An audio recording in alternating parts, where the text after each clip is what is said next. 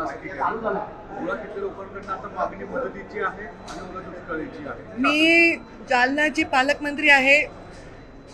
जालन्यामध्ये आणि बीडमध्ये प्रचंड अतिवृष्टीची परिस्थिती आहे, गंभीर परिस्थिती आहे। अक्षरशः काही गावांना सुरक्षेसाठी उतरून आणावं लागलेलं आहे। मी 10 दिवस जवळपास तिकडेच होते बीडमध्ये।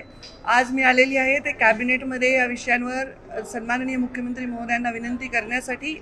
लगेच संध्याकाळच्या विमानाने मी औरंगाबाद, उद्या जालना, परत बीडला मुक्कामी जाणार आहे। खूप गंभीर परिस्थिती आहे। लोकांचे घरं वाहून गेलेले आहेत, शेताचं नुकसान एकीकडे आहे, पण अक्षरशः गावाच्या गावं हे पाण्याखाली चिखलाखाली आहे।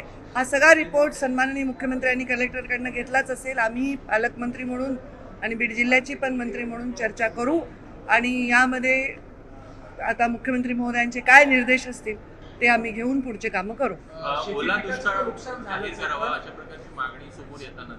आता हे कॅबिनेटमध्ये आम्ही चर्चा करू आणि याच्यावर उचित होईल की सन्माननीय मुख्यमंत्री कार्यालयातून योग्य ते प्रेस नोट आपल्याला मिळेल। केवळ शेती पिकाचं आणि घराचं नुकसान आहे, शेती खरवडून गेली आहे। शेती खरवडून गेलेली आहे। अनेक ठिकाणी तर असे नदीकाठचे जमिनीचं असे लॉटच वाहून गेले आहे। कदाचित खूप वर्षांपूर्वीचा तो भरणा असावा।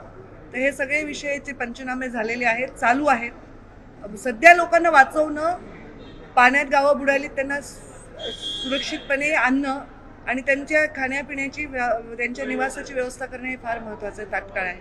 बाकी सगळ्या गोष्टींसाठी मला मुख्यमंत्र्यांवर विश्वास आहे, ते निर्णय घेतील। आता isakal.com आहे देशातील नंबर 1 ची मराठी न्यूज वेबसाईट। प्रत्येक अपडेटसाठी isakal.com ला नक्की भेट द्या।